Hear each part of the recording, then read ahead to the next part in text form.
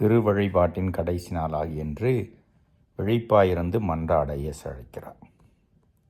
அப்படி விழிப்பாயிருந்து மன்றாடுவதற்கு எது தடையாக இருக்கக்கூடும் என்பதையும் குறித்து எச்சரிக்கிறார். குடிவெறி களியாட்டம், சாதாரண நிகழ்வுகளிலே செயல்களிலே மகிழ்ச்சியை தேடிப்போவது,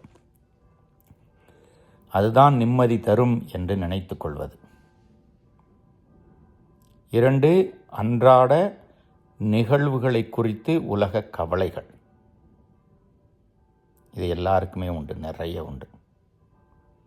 என்ன செய்ய போகிறோம், என்ன நடக்க போகுது, அப்படி நடந்தால் என்ன பண்ணுறது, அந்த கவலை பெரிய பாரமாக பலருடைய மனதில் இருக்கும்.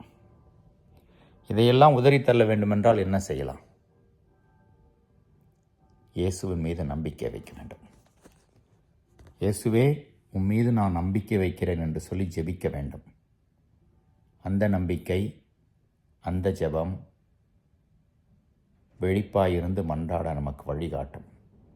எப்போதும் தயாராக இருப்போம். நாளைக்கு திருவருகை காலத்தை தொடங்க இருக்கிறோம். மீண்டும் இயேசுவின் 2ஆம் வருகையை பற்றியும் இயேசுவின் பிறப்புக்கு தயாரிப்பதை பற்றியும் யோசித்து பார்ப்போம். என்றும் என்றென்றும் விழிப்பாயிருந்து மன்றாடுவோம்.